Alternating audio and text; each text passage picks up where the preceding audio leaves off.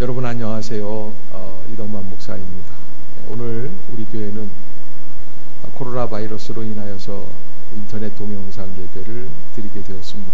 아마도 교회 창립 이래로 또 우리 한국교회 모든 교회가 다 그런 것 같은데 아마 처음 있는 일이 아닌가 생각이 듭니다. 이 어려운 시기를 믿음으로 잘 극복하고 이 시련을 통하여 하나님께서 이 민족을 또 다시 어떻게 인도하여 주시고 또 교회와 가정을 이끌어 가실까라고 하는 기대하는 마음으로 주님 앞에 나아갈 수 있는 시간이 다 될 수 있기를 주의 이름으로 축복합니다. 그러면 다 같이 묵도하심으로 예배를 드리도록 하겠습니다. 여호와께서 내 음성과 내 간구를 들으심으로 내가 그를 사랑하는도다. 그의 귀를 내게 기울이셨으므로 내가 평생에 기도하리로다. 아멘. 사랑과 은혜가 충만하신 주 여호와 하나님, 지금 전국은 코로나 바이러스 질병의 확산 속에서 고난 속에 고통 중에 부르짖고 있습니다. 주여, 이 땅을, 이 나라를, 이 민족을 주님 다시 굽어 살펴 주시옵소서. 어서 속히 이 땅에서 질병의 확산이 멈추게 하여 주시옵소서. 어제만 해도 벌써 3,000명이 넘는 확진자들이 고통 속에 괴로워 몸부림치고 치료받을 병원이 부족하고 누워있을 침상이 부족하고 또 질병을 막아야 할 마스크가 부족하여서 엄청난 고통을 겪고 있습니다. 주여, 이 어려운 시기에 신속하게 코로나 백신이 개발이 되게 해 주시고 많은 환자들이 치료를 받고 또한 더 나아가 이 땅 이 민족이 이 기회를 통하여 하나님의 능력을 믿고 하나님 앞에 나오며 교회가 회복되고 은혜가 가득한 땅이 되게 하여 주옵소서. 예배를 드리는 모든 가정마다 주님 이 시간 함께 하여 주옵소서. 치유의 능력으로 병상에서 고통당하는 심령들을 한 사람 한 사람 붙들어 주시옵소서. 이제 예배하오니 주님 임재하여 주옵소서. 이제 찬양하오니 주님 홀로 영광 받아 주시옵소서. 이제 기도하오니 하늘 문을 열어 주시옵소서. 예수님의 이름으로 간절히 기도드리옵나이다. 아멘. 이제 사도신경으로 신앙을 고백하도록 하겠습니다.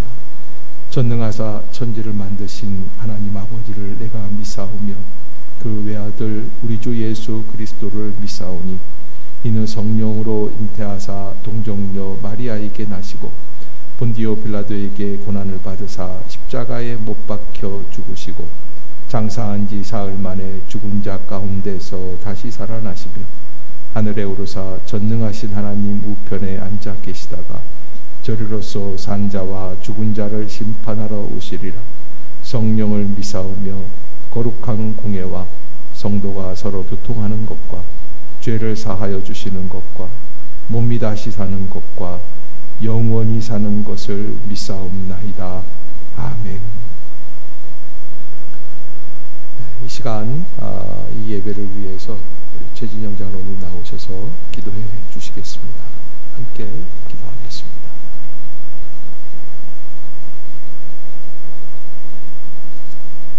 다 같이 기도하시겠습니다. 오직 그만이 나의 반석이시여 구원이시여 나의 요새시니 천지를 창조하시고 세서토록 운영하시는 전능하시고 영원하신 살아계신 나의 주 나의 하나님 아버지, 지난 한 주간도 코로나19 바이러스로 인하여 불안해하고 두려워하는 심령들을 부르시고 위로하시고 새 힘을 주시는 하나님께 영광과 존귀와 찬양을 올려드립니다. 특별히 사순절을 맞아 주님의 십자가를 바라보며 주님의 고난과 죽음에 동참하며 우리의 죄를 고백하며 참회함으로 부활의 놀라운 역사에 참여할 수 있도록 인도해 주신 하나님께 감사를 드립니다. 그동안 세상 속에 갇혀 물질과 지위와 배경과 애모만을 우상으로 섬기고 살았던 저희들의 오염된 삶을 성령의 불로 태워주시고 주님 닮은 성화된 모습으로 살아가기를 결단하는 사순절 기간이 되게 하여 주시옵소서. 이 시간 저희들의 죄와 허물을 용서하여 주시고 은혜의 단비를 내려 주옵시고 잠자고 있는 나태하고 게으른 심령을 살아 숨쉬는 새 생명의 성령으로 채워줘 죄와 사망에서 방황하는 저희를 주님의 은총으로 구원받는 축복을 허락해 주시옵소서. 우리는 지금 온 세상을 뒤덮고 있는 코로나19 바이러스로 인하여 두려움과 공포 속에 모두가 숨을 쉴 수 없을 만큼 떨고 있으며 지역사회로 확산과 함께 주님의 성전인 예배당까지 집도한 감염을 차단하기 위하여 온라인 방송으로 예배를 드리고 있습니다. 특별히 방역체계에 힘쓰는 질병관리본부 요원들과 확진자들의 조속한 치료와 회복에 힘쓰는 의사, 간호사들에게 능력과 건강을 보호하여 주시옵고 질병의 성격과 원인을 분석하고 연구하며 백신을 개발하기 위해 노력하는 과학자들에게 영육 간의 강건함과 지혜를 주시옵고 코로나19 바이러스를 넘을 수 없는 장애물 앞에서도 캄캄한 죽음의 계곡에서도 일어날 수 없는 절망적 상황에서도 다윗과 같이 오직 믿음 하나로 두려움을 이기고 오직 말씀을 붙잡고 무릎 꿇고 기도하며 오직 하나님 한 분만으로 승리하는 저희들 되게 도와주시옵소서. 대통령과 모든 이정자들에게도 지혜와 명철을 주시고 모두가 하나 되어 이 어려움을 잘 대처해 나가 경제가 살아나고 서민들이 평안하게 잘 살 수 있는 나라가 되도록 인도하여 주시옵소서. 코로나19 바이러스로 혼돈에 빠진 항무한 이 땅을 고쳐 주시옵소서. 3월 봄철의 길목에서 움츠렸던 농가 마음을 털고 새 소망과 부활의 기쁨을 누리게 하여 주시옵소서. 말할 수 없는 고통과 불안의 늪에 잠겨있는 이 시대에 세상의 방법을 구하지 아니하고 하나님의 방법으로 어려움을 극복하는 이 나라 이 민족이 되게 하시고 주님의 사랑 안에서 안식과 평안으로 새 삶을 누리게 하여 주시옵소서. 어려울 때일수록 교회의 각 기관 구역마다 가정마다 기쁨과 소망이 넘치는 활기찬 기도의 공동체가 되게 하시고 말씀과 기도와 찬양으로 영적 성장의 한 해가 되게 하여 주시옵소서. 이 시간 온라인으로 말씀을 선포하시는 담임 목사님 통하여 주시는 하나님의 말씀이 우리의 마음밭에 떨어져 성령의 열매를 맺게 하여 주시고 한 주간 세상 속에 살아갈 때 그 말씀의 힘으로 위로받고 힘차게 살아가게 하여 주시옵소서. 각 가정에서 영상으로 예배 드릴진데 갑절에 은혜 받는 시간이 되게 하여 주시옵소서. 사순절 기간을 통하여 거울 속에 나를 깊이 성찰하게 하옵시고 내 잘못을 뉘우치는 겸허한 슬픔으로 더 큰 부활의 기쁨을 약속하시는 주님을 바라보며 고난에서 소망으로 바뀌어가는 40일이 되게 하여 주시옵소서. 고난의 잔을 말없이 마시며 눈물로 기도하시는 예수 그리스도의 이름으로 간절히 기도드리옵나이다. 아멘.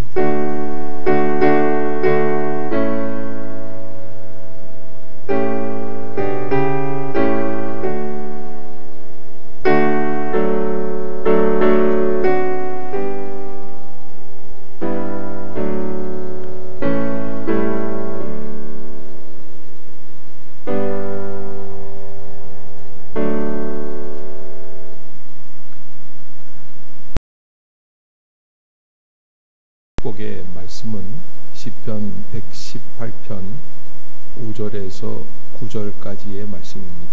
시편 118편 5절에서 9절입니다. 제가 하나님의 말씀을 받들어 읽겠습니다. 이 시간 읽어주시는 하나님의 말씀을 통해서 살아계시는 하나님의 계시의 음성을 들으시는 모든 성도님들이 다 되시기를 부탁을 드립니다. 내가 고통 중에 여호와께 부르짖었더니 여호와께서 응답하시고 나를 넓은 곳에 세우셨도다. 여호와는 내 편이시라. 내가 두려워하지 아니하리니 사람이 내게 어찌할까. 여호와께서 내 편이 되사 나를 돕는 자들 중에 계시니 그러므로 나를 미워하는 자들에게 보응하시는 것을 내가 보리로다. 여호와께 피하는 것이 사람을 신뢰하는 것보다 나으며 여호와께 피하는 것이 고관들을 신뢰하는 것보다 낫도다. 아멘. 이제 본교회 일부 성가대 지휘를 하고 계시는 강영욱 선생님이 나오셔서 찬양으로 하나님께 영광 돌리겠습니다.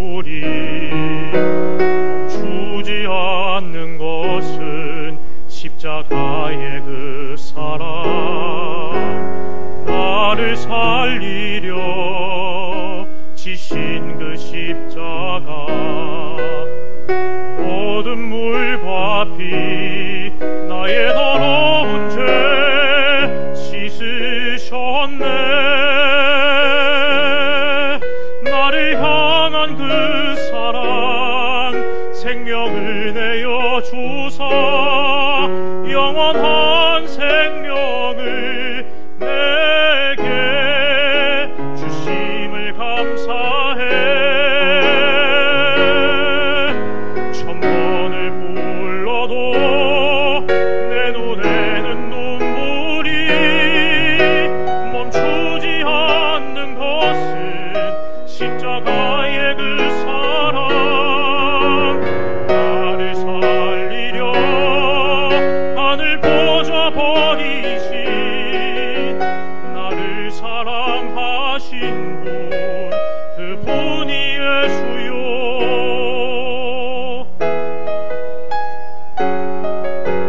천번을 불러봐도 내 눈에 눈물이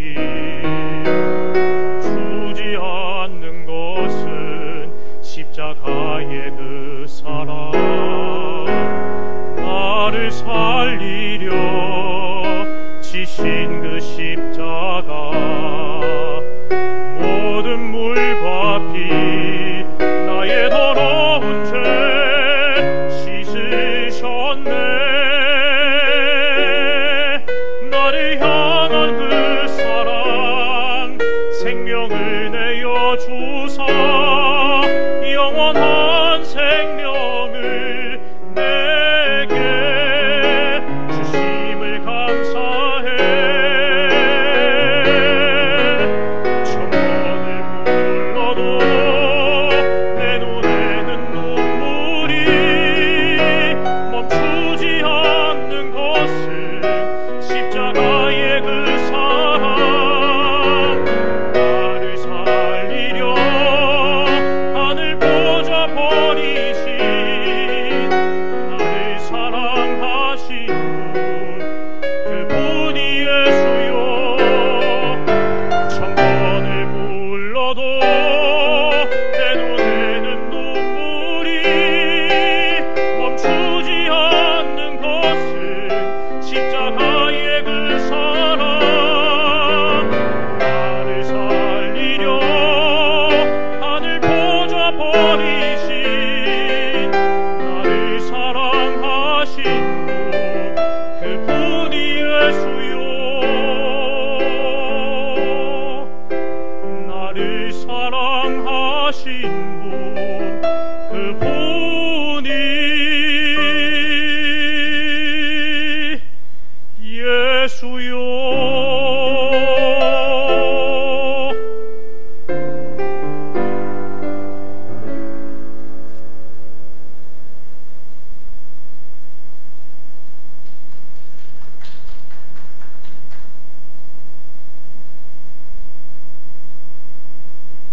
귀한 찬양 하나님 기뻐 받아 주시는 줄로 믿습니다. 우리 가족들과 함께 앉아 계실 터인데 여러분 우리 교회 성도들과 함께 한 공간에서 예배를 드린다 생각을 하시고 한번 그렇게 인사했으면 좋겠습니다. 오늘 예배가 당신에게는 큰 축복이 되기를 바랍니다. 이렇게 한번 인사할까요? 오늘 예배가 당신에게는 큰 축복이 되기를 바랍니다.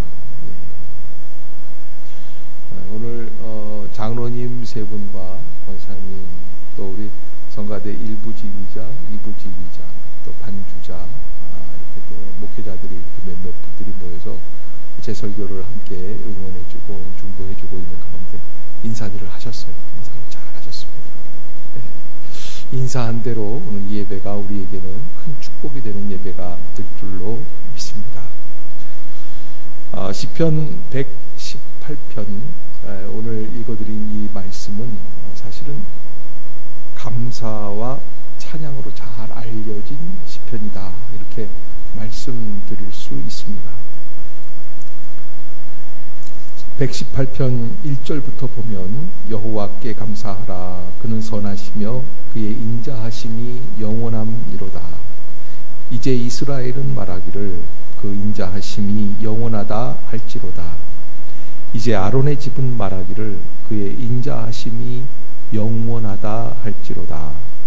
이제 여호와를 경외하는 자는 말하기를 그의 인자하심이 영원하다 할지로다. 아멘.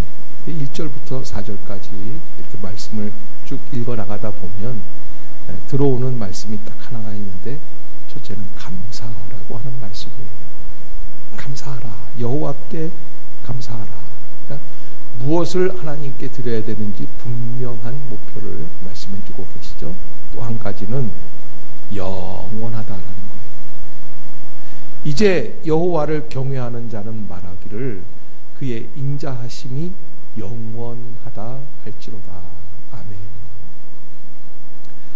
오늘 시편 118편이 시작을 하면서 감사와 영원이라고 하는 두 단어를 우리에게 주고 있는 것을 한번 우리가 느껴봐야 합니다. 왜 주고 계실까라고 하는 것은 항상 우리가 살아가는 삶은 고백하고 있는 말씀과는 조금 다를 수 있습니다. 다른 말로 말하면 감사를 말했다고 하면 지금 현실은 감사하지 않은 현실이 될 수 있어요. 또 영원을 말한다면 지금 순간은 고통의 극에 다른 상황이라고 말할 수가 있습니다. 이스라엘 백성들은 역사 이래로 수없이 많은 고난을 겪었고, 그 고난 속에서 오늘 본문을 대입해 본다면 많은 주석가들은 다윗의 시편이라고 말씀을 하고 있지만, 그러나 저는 바벨론 포로로 잡혀가는 시기를 한번 대입을 해 봅니다. 아마 이스라엘 민족은 하나님이 선택하신 하나님의 택한 바 된 백성이기 때문에 그것만큼 치욕적인 순간이 없었으리라 생각이 됩니다. 하나님께서 보호해 주시는 백성이고, 구사일생으로 여러 번 역사 속에서 하나님의 은총을 입었던 백성들임에도 불구하고 이들은 지금 바벨론이라고 하는 이방 민족들에게 의하여 잡혀 끌려가고 있는 형국이 되었던 것입니다. 그런데 그 어려운 순간 오늘 시편 기자는 우리에게 감사와 영원을 말씀해 주십니다. 왜 그렇습니까? 이 순간 우리는 이 고통을 이겨나갈 수 있는 능력을 어디에서 찾을 수 있느냐? 감사와 영원하신 하나님을 바라볼 때 그 은혜를 입을 수 있다라고 하는 말씀인 것입니다.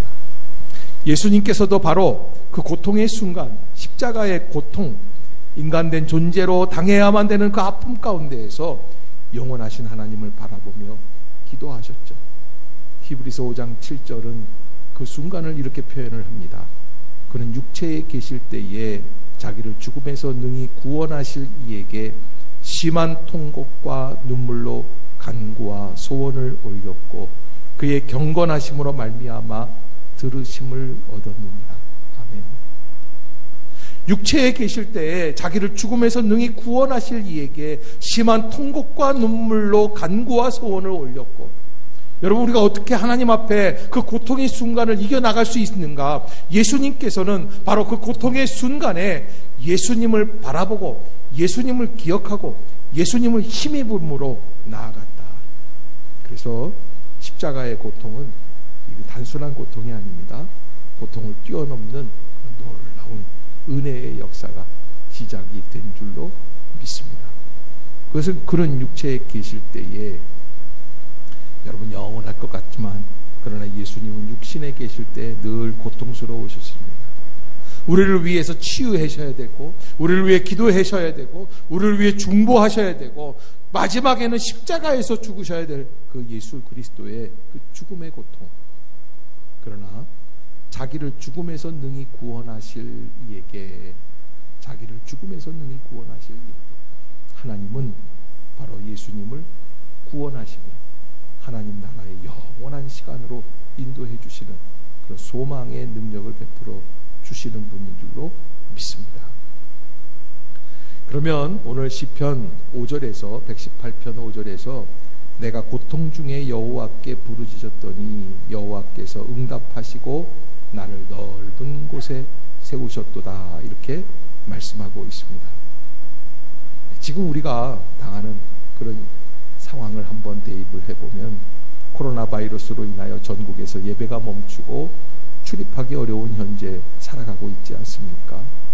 교회 모이고 싶어도 모일 수 없어서 그래서 이렇게 영상으로 예배를 드릴 수밖에 없는 그런 순간, 아마 걱정하고 염려하고 절망하는 분들이 많이 계시리라 생각이 됩니다. 그러나 오늘 본문의 말씀은 우리에게 이 모든 상황을 감사함으로 나아가라 말씀을 해주십니다. 따라해 주시기 바랍니다. 하나님께 감사하며 나아갑시다. 하나님께 감사하며 나아갑시다. 여러분, 우리가 예배를 드리는 이유는 우리에게 주님을 믿는 믿음이 있기 때문입니다. 그럼 믿음이란 무엇인가? 믿음을 표현하는 단어들이 많이 있는데, 믿음은 만남이다. 믿음은 바라봅니다. 믿음은 선포다. 믿음은 영접이다. 여러 가지 이야기들을 할 수 있습니다. 그런데 저는 오늘 본문 속에서 믿음이라는 걸 표현해 본다면, 믿음이란 고통 중에 여호와께 부르짖는 것입니다. 고통이라고 하는 이 아픔은 인생에서 없을 수가 없습니다. 그러나 고통 중에 여호와께 부르짖는 것은 믿음이 있기 때문입니다. 무엇을 바라보고 바로 응답하시는 하나님을 바라보고 부르짖는 것, 그것이 믿음인 줄로 믿습니다. 더 나아가서 주님께서는 반드시 나를 넓은 곳에 세워주실 것이다 라고 하는 확신 가운데 부르짖으라는 말씀입니다. 사랑하는 성도 여러분, 믿음이 있습니까? 현재의 고난을 뛰어넘어 고난 뒤에 축복을 바라볼 수 있기를 주의 이름으로 축원합니다. 이제까지 살아왔던 삶의 방식 한가운데 제가 살아가는 방식 중에 이런 것들이 있어요. 현재의 고난, 그 고난을 겪어내기 위해서는 반드시 다음을 바라보아야 합니다. 그래서 제 나름 인생대로 인생에 있어서 바라봄에서 결정난다, 저는 그렇게 생각을 합니다.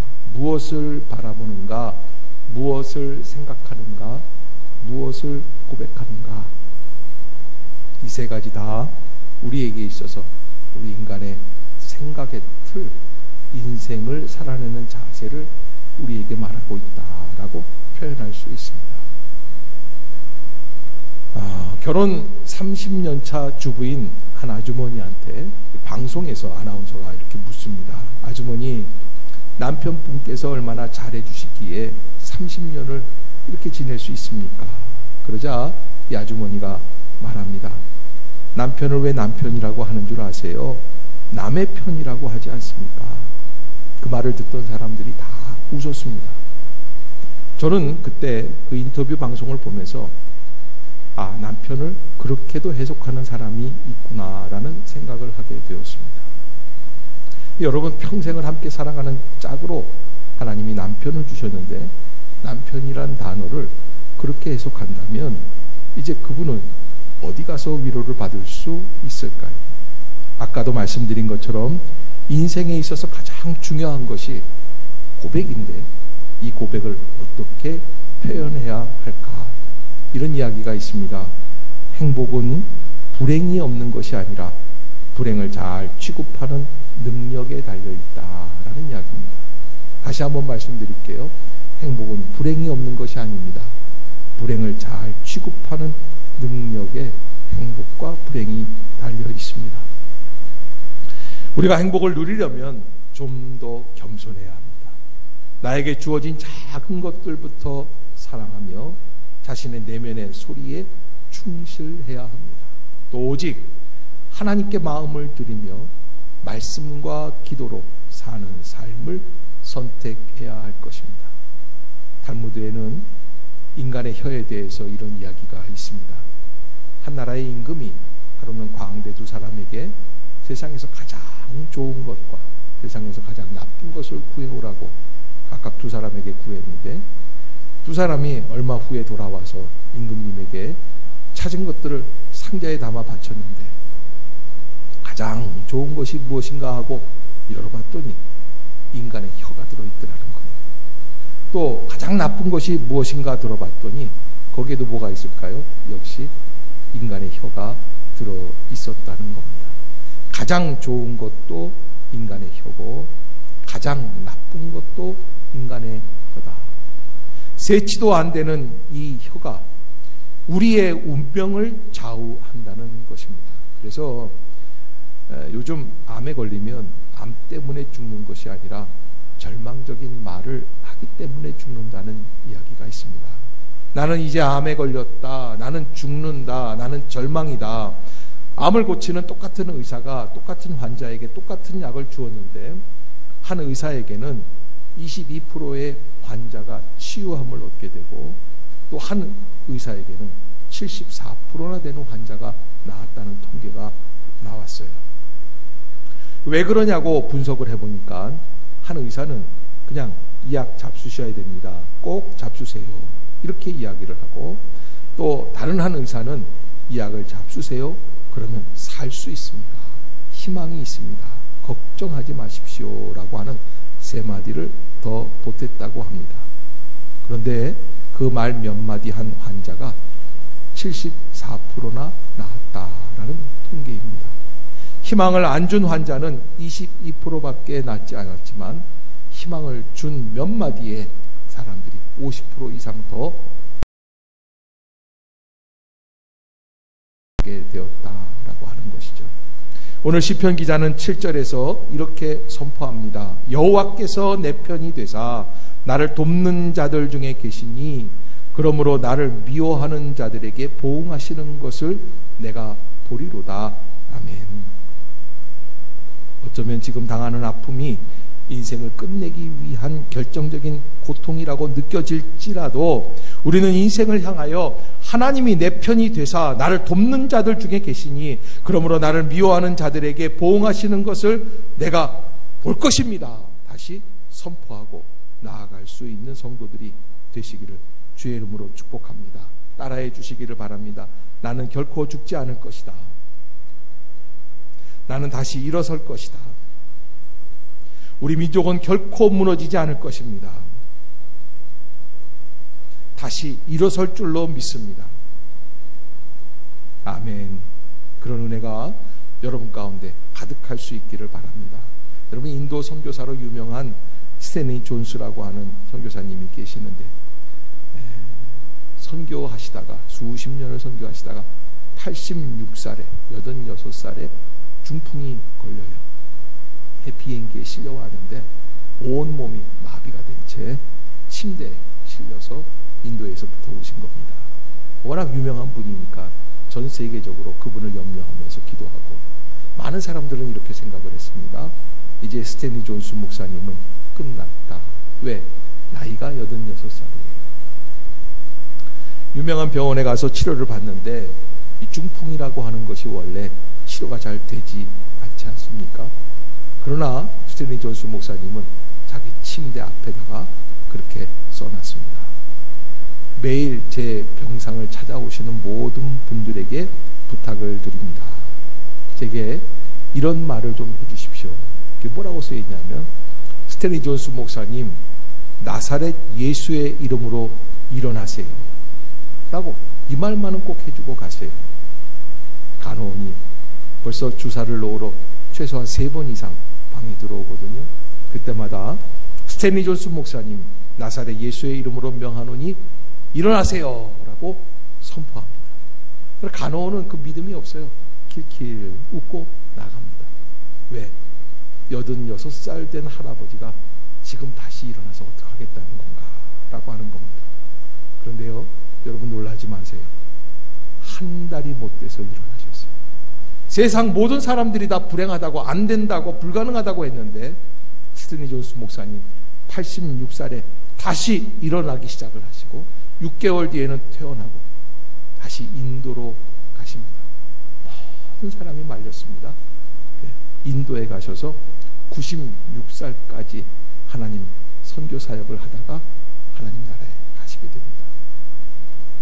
말 한마디가 생명을 살리기도 하고 죽이기도 하는 것입니다. 주님은 우리를 통하여 일하시기 위해서 우리는 주님처럼 생명을 살리고 복을 주는 말을 할 수 있는 존재가 되어야 할 것입니다. 세계적인 사상가 나폴레옹 힐은 8살 때 어머니가 돌아가세요. 그 후에 아버지가 새 어머니를 맞이하였다고 합니다. 하루는 아버지가 친척들을 새어머니에게 한 사람 한 사람 소개하는 시간이 왔습니다. 근데 마침 나폴레옹 힐 차례가 왔습니다. 8살 때니까 긴장해서 얼굴을 잔뜩 찌푸리고 팔짱을 꽉 끼고 버티고 서 있는데 아빠가 새엄마한테 이 나폴레옹 힐을 소개하면서 이렇게 이야기를 합니다. 얘는 나폴레옹이요, 우리 마을 최고 장난꾸러기 악동이요. 아마도 지금도 무슨 일을 벌일까 궁리하는 중일 거요. 장난꾸러기인 나폴레옹 힐을 아빠는 그렇게 소개를 했습니다. 많은 사람들이 그 자리에서 나폴레옹을 바라보면서 깔깔 웃었다고 합니다. 그때 나폴레옹 힐의 마음속에 이런 생각이 들었대요. 그래, 내가 악동이면 진짜 악동이 무엇이라는 것을 보여줘야 되겠다. 집안을 지옥으로 만들면 되겠구나 하는 생각이 그 순간에 그 어린아이 마음속에 드러나는 거죠. 근데 그 순간 찰나예요. 아빠가 그렇게 나폴레옹 힐이라는 아이를 소개해 주는데 새어머니가 오더니 그 아이를 꽉 끌어안는 거예요. 그러더니 남편을 슬쩍 밀쳐내더니 이런 이야기를 해요. 가족들 앞에서. 여보, 당신이 잘못 봤어요. 나폴레옹은 마을 최고의 악동이 아니에요. 아직 어려서 지혜를 제대로 발휘할 줄 모를 뿐이지 내가 보니까 아주 영리한 소년이에요. 이 새엄마가 그 말을 해주는 순간에 온몸이 뜨거워지면서 이 아이 마음속에 이런 생각이 들드는 거예요. 그렇지, 그래, 내가 최고의 지혜로운 놈이지 악동은 아니야. 여러분, 나폴레옹 힐은 새엄마를 만나면서 그의 인생이 바뀌어요. 엄마가 타자를 가르쳐주고 공부하는 방식을 가르쳐주고, 그래서 그 아이 생각 속에 있던 생각을 글로 표현하는 것들을 열심히 가르쳐주고 아이가 공부를 하고, 후에는 세계 여러 나라 대통령과 또 왕가의 자문 역할을 하면서 성공학에 관련된 책들을 통해서 수백만 독자에게 희망과 용기를 준 위대한 저술가가 되게 되었다라고 하는 것입니다. 여러분, 아빠의 말대로라면, 그날 소개하는 그 아빠의 말대로라면 이 아이는 깡패 두목이나 되어야 합니다. 그러나 새엄마의 말이 맞았습니다. 그날을 회고하면서 나폴레옹 힐은 이렇게 이야기를 합니다. 나는 새어머니가 영리한 소년이라고 한 말을 듣자 그동안 악동이라고 생각하던 마음을 바꾸어 먹었다.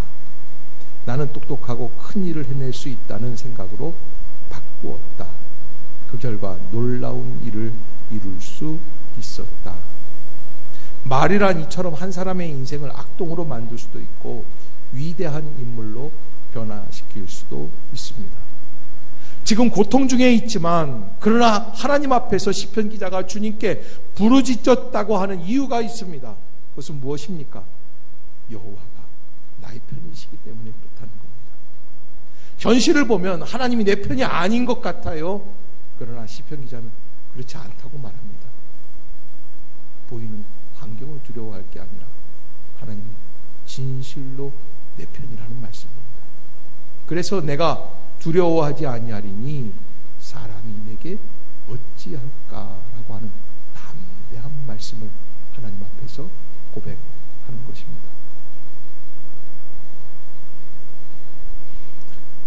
그는 하나님이 내 편이 되셔서 나를 돕는 자들 중에 계시고 그러므로 나를 미워하는 자들에게 보응하시는 것, 끝날까지 살아남아서 내가 볼 수 있을 것이다.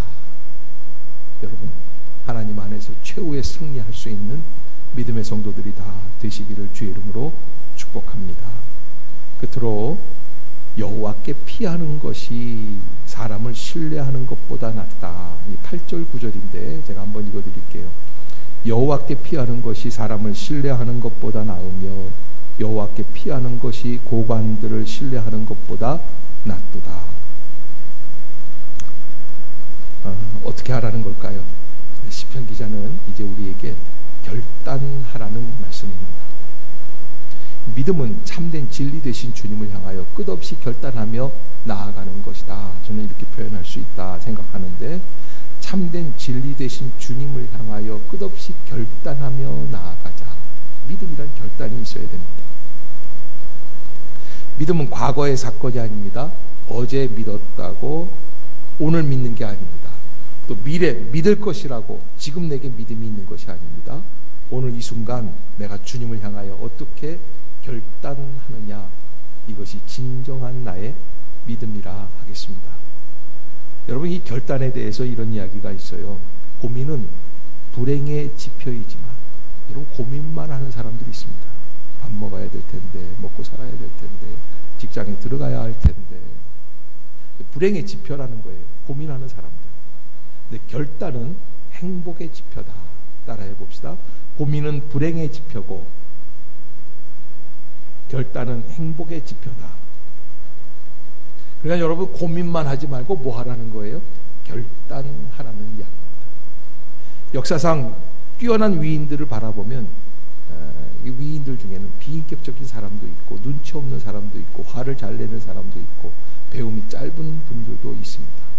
그런데 한 가지 특징이 있는데 우유부단한 사람은 없다고 하는 거예요.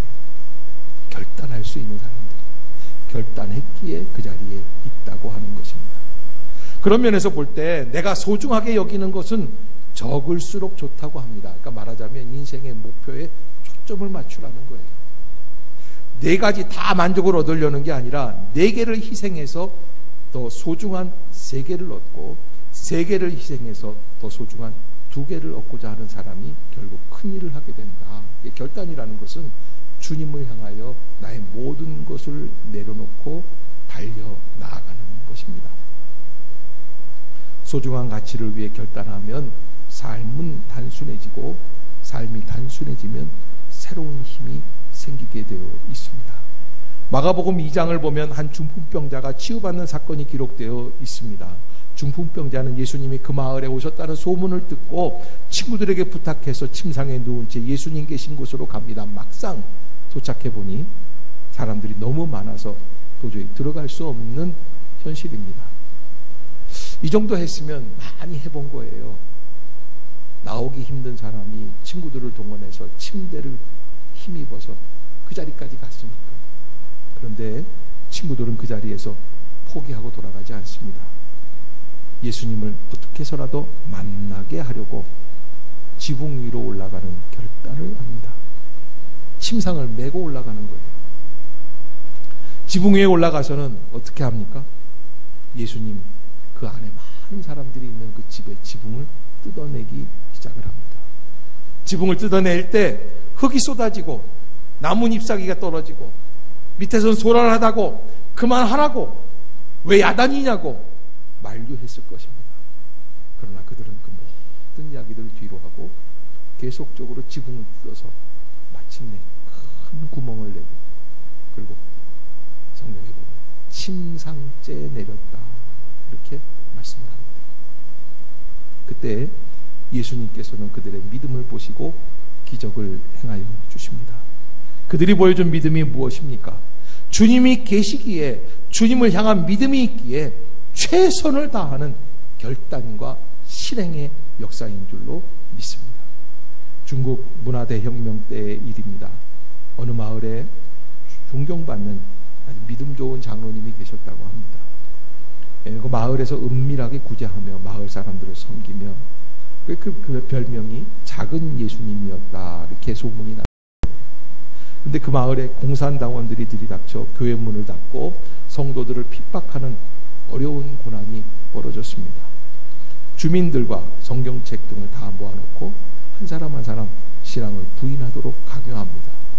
채찍을 한번 치면 사람들이 다 하나님을 부인합니다. 당신 우리 공산당 덕분에 사나 하나님 덕분에 사나? 그 강압에 못 이겨 한 명 한 명 신앙을 부인했다고 합니다. 마지막에 드디어 그 제일 믿음 좋은 장로님 차례가 되었습니다. 그런데 이분은 끝까지 굴복하지 않았다고 합니다.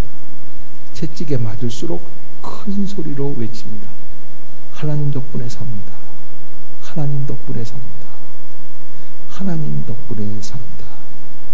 3번의 채찍이 있는 다음에 갑자기 이상한 일이 벌어졌어요. 이 공산당원 책임자의 입에서 이런 이야기가 나왔답니다. 멈춰라. 이제 그만하고 그분 책을 돌려드리고 집에 보내드려. 그러더니 이미 신앙을 부인했던 그 앞에 있었던 성도들을 향해서 야 이놈들아, 예수 믿으려면 저분처럼 믿어라 그랬다는 이야기입니다. 그 장로님이 극한 상황에서도 믿음을 지키고 최선을 다할 때 하나님의 기적이 나타난다는 사실을 깨닫게 되었습니다. 성도 여러분, 풍파 많은 세상입니다. 혼자 살아가기 힘이 듭니다. 그래서 우리에게는 내 편이 필요합니다. 사람들은 우리에게 진정한 내 편이 될 수 없습니다. 오늘 시편 기자는 이렇게 표현을 해요. 사람을 신뢰하는 것보다, 고관들을 신뢰하는 것보다 여호와께 피하는 것이 훨씬 낫다. 아멘. 여호와는 내 편이시라. 다윗은 이런 신앙 고백을 갖고 살았습니다. 이스라엘 백성들 마찬가지로 그 고백 속에서 지금까지도 살아가고 있는 것을 보게 됩니다. 오늘 우리는 이 말씀을 붙들고 하나님은 내 편이 되십니다. 하나님께 피하는 것이 사람을 신뢰하는 것보다 나으며 여호와께 피하는 것이 고관들을 신뢰하는 것보다 낫도다. 입술로 고백하고 진정 하나님께 피해 나갈 수 있는, 하나님을 향하여 나아갈 수 있는 실행하는 믿음의 성도들이 다 될 수 있기를 주의 이름으로 축복합니다. 사랑하는 성도 여러분, 여러 가지 어렵고 힘든 상황 속에서 오늘 우리는 동영상으로 예배를 드렸습니다. 이 예배 가운데 직접 만나지는 못하지만, 같은 공간에 있지 못하지만 하나님이 만들어주시는 믿음의 통로 안에서 우리는 성령으로 소통하고 말씀 속에서 다시 새 힘을 얻는 줄로 믿습니다. 이 한 주간도 믿음으로 승리하십시오. 걱정하지 마십시오. 하나님은 여러분들의 편이신 줄로 믿습니다. 기도하겠습니다. 고통 중에 여호와께 부르짖었더니 여호와께서 응답하시고 나를 넓은 곳에 세우셨도다. 여호와는 내 편이시라. 내가 두려워하지 아니하리니 사람이 내게 어찌할까. 여러분, 하나님께서 주시는 이 말씀 붙들고 승리하시는 한 주간 되시기를 바랍니다. 사랑의 하나님, 은혜를 감사합니다. 이 말씀이 살아있는 줄로 믿습니다. 진정 우리에게 주시는 하나님의 음성인 줄로 믿습니다. 사랑하는 성도 한 사람 한 사람 심령 위에 이 말씀을 넣어 주시옵소서. 고통 중에 있는 자들이 있습니까? 하나님께 부르짖고 응답받게 하여 주시옵소서. 반드시 우리를 넓은 곳에 세워주시는 하나님을 체험하게 하여 주시옵소서. 믿어 의심치 않게 하여 주시옵소서. 여호와는 내 편이시라 결단하게 하여 주시고, 여호와께 피하는 것은 사람을 신뢰하는 것보다 낫다고 그대로 살아낼 수 있는 우리 성도들이 다 되게 하여 주시옵소서. 가정 안에 평안을 주시고, 예배 드릴 때마다 마음에 소망이 넘치게 하여 주시고, 어렵고 힘들었던 자리에서 일어나게 하여 주시고, 병든 자는 고침받으며 굶주린 자는 풍요함을 얻을 수 있게 하여 주시며, 하나님으로 만족하게 하여 주시고 하나님으로 승리하게 하여 주시옵소서. 성령께서 역사해 주시는 놀라운 은혜가 우리 모두에게 임하게 하여 주시옵소서. 특별히 전국에서 이런 식으로 예배를 드리고 있는 5만여 교회 800만이 넘는 성도들이 있습니다. 주여, 우리를 불쌍히 여겨 주시옵소서. 이 나라 이 민족을 불쌍히 여겨 주시고, 대통령과 모든 공직자들 깨어있게 하여 주시고, 하나님, 이 위험한 순간에 이 위기를 극복할 수 있는 그런 은혜의 기회를 허락해 주시옵소서. 주님이 영광을 받아 주실 줄로 믿습니다. 이제는 우리 주 예수 그리스도의 무한하신 은혜와 하나님 아버지의 크고 놀라우신 사랑과 성령님의 내주 교통 감화 감동 역사 인도하심이 주님 앞에 믿음으로 나와 간구하며 고통 중에 주님께 부르짖음으로 하나님이 내 편이시고 하나님께 피하기를 원하는 그 믿음으로 승리하기를 다짐하는 행신 임마누엘 주의 모든 백성들, 그 심령들, 함께하는 가정들, 이 나라 이 민족, 세계 열방 위에 영원토록 함께하옵시기를 간절히 축원하옵나이다. 아멘.